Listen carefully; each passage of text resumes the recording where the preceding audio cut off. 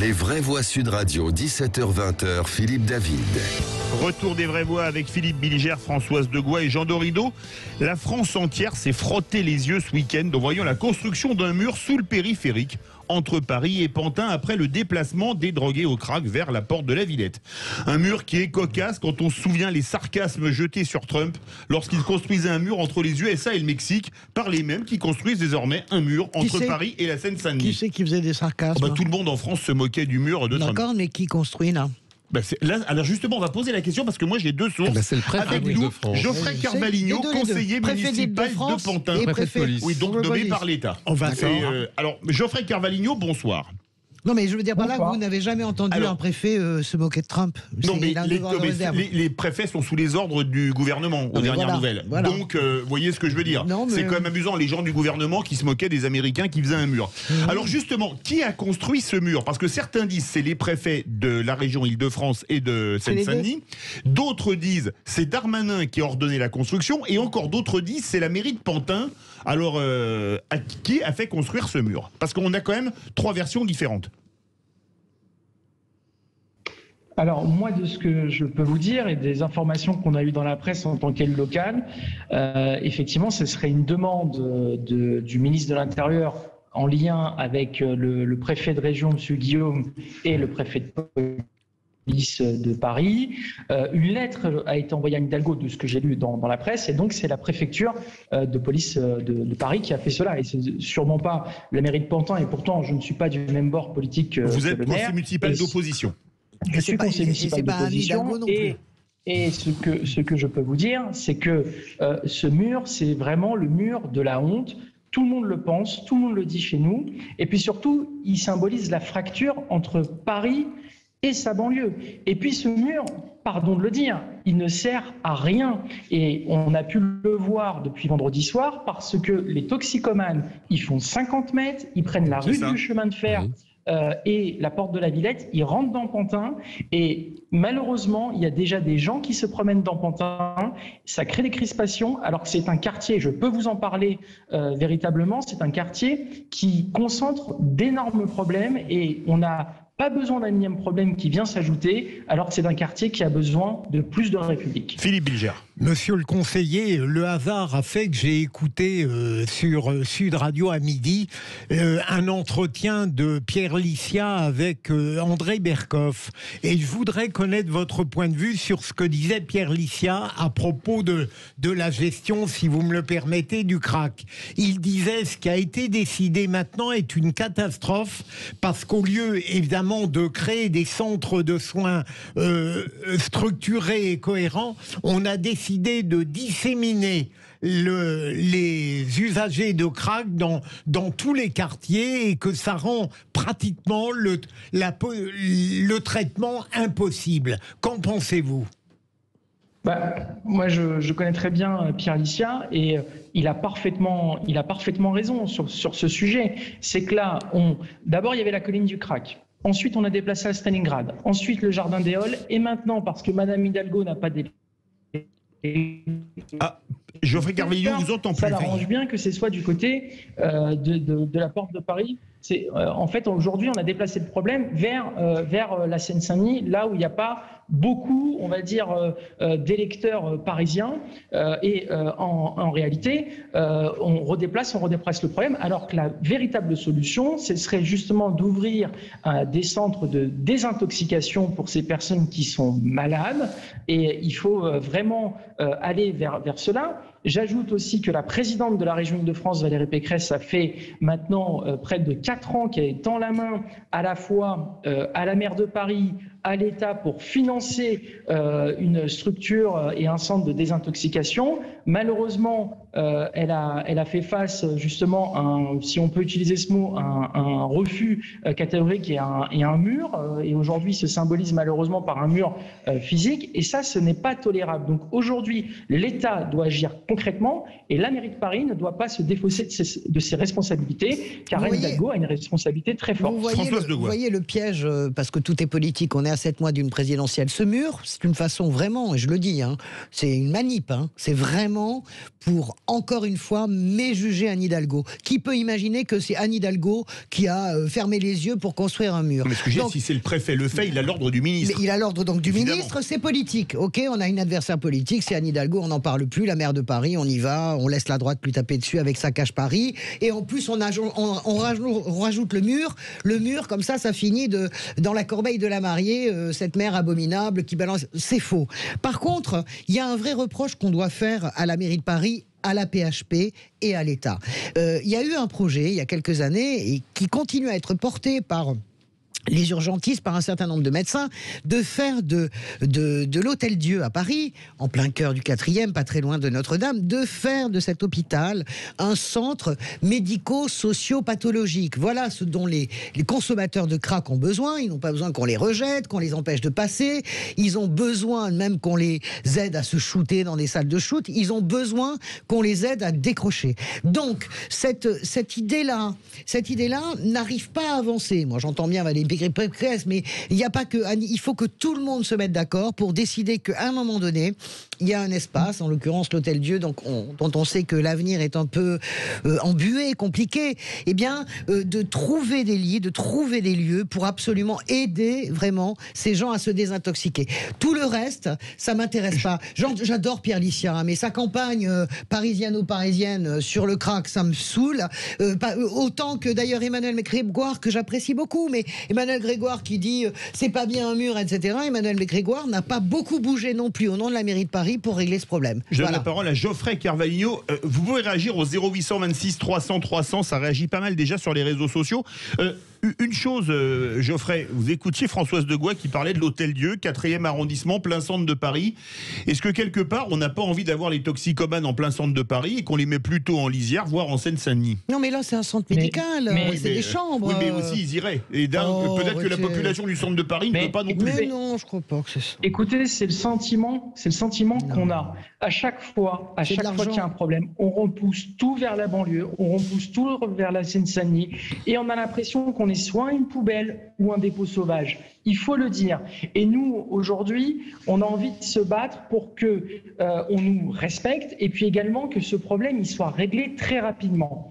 Parce qu'il faut vraiment le dire. Monsieur Darmanin disait qu'il n'y avait pas d'habitants à proximité. C'est faux. À côté, il y a un quartier qui s'appelle les 4 Chemins. Ce quartier, c'est un des plus pauvres de France. Un des plus pauvres de France. Vous avez déjà de gros problèmes d'insécurité. Vous avez du trafic de drogue. Vous avez ce qu'on appelle le trafic de cigarettes Marlboro Bled. Il y a des femmes qui ont peur de rentrer tard le soir toutes seules. Il y a des cafés où des femmes n'osent plus rentrer, il faut le dire.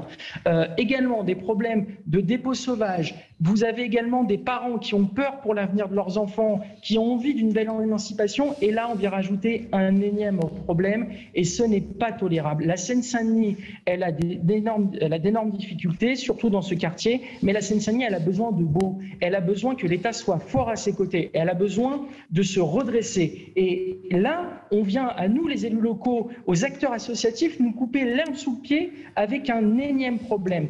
Et en plus, dans tout cela, c'est qu'on risque de créer véritablement une situation où, en gros, malheureusement, où ce sera très mauvais pour la sécurité à la fois des personnes toxicomanes qui ont besoin de soins et puis de la population.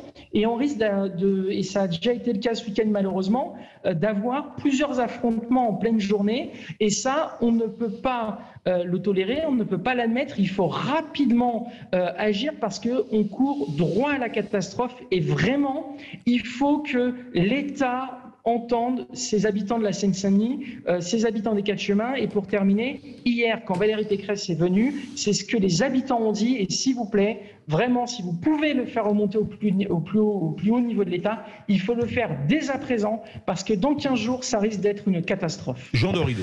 Non, mais alors justement, il faut que ça remonte au plus haut niveau de l'État. Alors bien sûr, on parle des instances là qui sont en présence.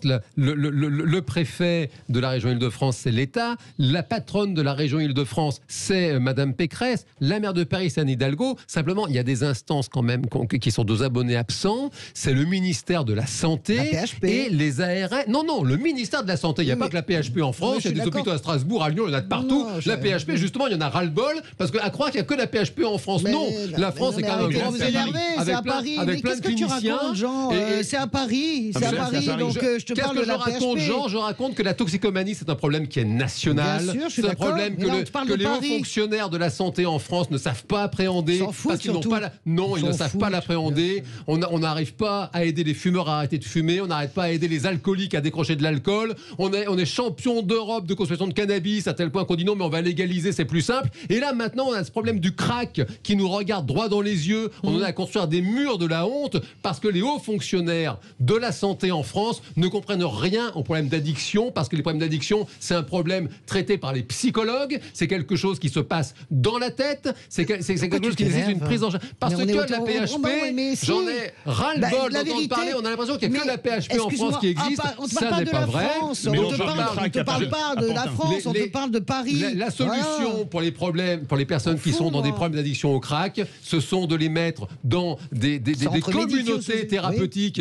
où on les sort de leur contexte. Donc c'est clairement pas ni à Paris ni en Île-de-France. Donc la France, pardon, c'est pas encore un État fédéral, je regrette. La France est une république qui a beaucoup de régions et de départements. Et c'est complètement inouï qu'il n'y ait pas un ministre de la Santé en coopération, en bonne intelligence avec les ARS, les agences régionales de santé, pour avoir une vraie politique nationale de prise en charge des addictions et des dépendances. Il faudrait que tu arrêtes de hurler pour un psychologue, ça la fout mal. Je pense que je comprends ta passion. Est-ce que tu as vu le projet qui a été porté par les urgentistes, par des psychiatres sur l'Hôtel Dieu? Mais ça marche pas. Mais non, c'est pas formidable. Mais si on le sait, mais ça fait des années qu'on ne sort pas des addictions. C'est pas vrai. Tu arrives à sortir par les hôpitaux. J'ai assez, par mon histoire familiale, fréquenté ce genre d'établissement pour te dire qu'il y a des drogués. Peut-être pas au crack parce que ça te crame le cerveau, mais il y a l'héroïne, tu sors, il faut un chemin, un parcours médico-socio-thérapeutique, et ça tu peux l'avoir dans le centre de Paris. On va faire réagir Geoffrey Carvalho. C'est vrai ce que dit Jean Dorido, qui est docteur en psychologie et qui lutte notamment contre les addictions, en particulier au tabac, que la lutte contre la toxicomanie est un des grands oublis de la politique de santé en France. Avec la psychiatrie, les deux.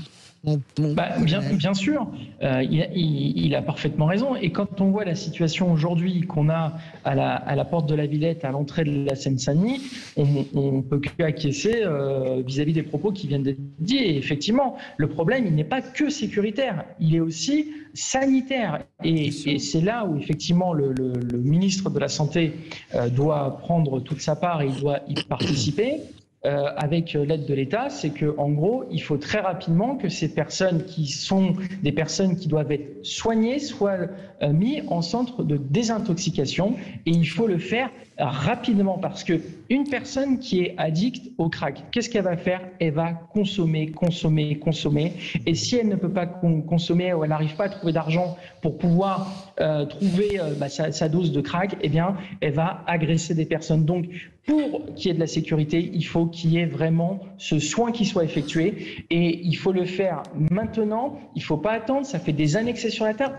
Personne ne s'en soucie. Il y a un laisser-aller de cette question. On arrive à des situations où tous les 6 mois, on change d'endroit dans Paris. Et puis aujourd'hui, comme les Parisiens en ont marre et que c'est un peu les électeurs de Madame Hidalgo, eh bien, on les met à la porte de la Seine-Saint-Denis. Et donc aujourd'hui, il faut véritablement travailler sur ces centres de désintoxication. La main est tendue du côté de la région Île-de-France par Valérie Pécresse. Il faut que l'État et également la mairie de Paris s'en saisissent, et il faut réussir ce défi, parce qu'on ne peut pas laisser des personnes dans cet état, et on ne peut pas les laisser à proximité d'habitation ou encore chez nous aux portes de la Seine-Saint-Denis. J'ai appris récemment, d'ailleurs par Françoise et Pierre Licia, à quel point le crack était une drogue particulière qui avait des effets terrifiants tout de suite et faisait faire je vais vous poser la question justement, Jean, et j'entendais toujours Pierre Licia à midi disant il faut des centres, mais il faudra qu'ils soient fermés, sinon ils partiront de nouveau. Est-ce que vous Vous aviez entendu parler de ce caractère très particulier du crack? Il y a un caractère particulier au crack, certes. Toutefois, les problèmes de toxicomanie et de dépendance sont les mêmes et nécessitent une prise en charge psychologique. C'est la qualité de la prise en charge psychologique qui fait le succès d'une désintoxication. Or, les hauts fonctionnaires de l'école de Rennes qui s'occupent de la santé, eh bien, ils ne connaissent pas ces problématiques-là et ils ont confié les problèmes de dépendance et de toxicomanie aux médecins qui sont des personnes très bien, qui font un travail très difficile et qui n'est pas le travail adapté pour être traité par des médecins. Le travail d'un médecin, c'est de faire un diagnostic. Bon, diagnostic, un craqueur, il prend du crack ou il n'en prend pas. Donc, il n'y a pas besoin d'être médecin pour ça. Et sur la base du diagnostic, proposer un traitement. Il n'y a pas de traitement. Les médecins n'ont pas de traitement. Ouais. Donc, c'est le travail des psychologues de mettre en place des structures où on va prendre en charge les gens. Et ça commence par les sortir de leur contexte. Donc, ce n'est pas à l'échelle de la région Île-de-France qu'on s'en sortira. C'est une échelle nationale. C'est une problématique nationale. Et il faut sortir un peu de Paris et de sa banlieue. On va faire réagir. Ça n'est pas que Paris et sa banlieue. On va faire réagir Geoffrey Carvalho, qui est conseiller municipal d'opposition à Pantin. Je sais pas pourquoi tu es énervé comme ça. Pas du tout, François. Vous parlez de vous, là. Moi, je suis très, très calme, vous savez. Geoffrey Carvalho, parce qu'il nous reste 1 minute 30. On t'a refusé des crédits pour faire ça ou pas? Non, c'est vous, François. Il nous reste 1 minute 30. Geoffrey Carvalho, qu'est-ce que vous attendez, vous, maintenant, la mairie de Pantin, de l'État, des autorités, etc.? On attend qu'ils agissent très rapidement. Ce matin, il y avait le ministre de la Justice qui me disait « Ah, on travaille à une solution ». Non. Ça fait des années qu'on attend. C'est maintenant qu'il faut agir. On ne doit pas attendre 15 jours, 3 semaines, 1 mois, parce que, comme je vous l'ai décrit tout à l'heure, la situation peut vite devenir catastrophique. Les 4 chemins, encore une fois, c'est un quartier qui regroupe énormément de problèmes, des problèmes d'insécurité, de drogue, des femmes ont peur de se promener tard le soir. Il y a également des marchands de sommeil, il y a des logements insalubres.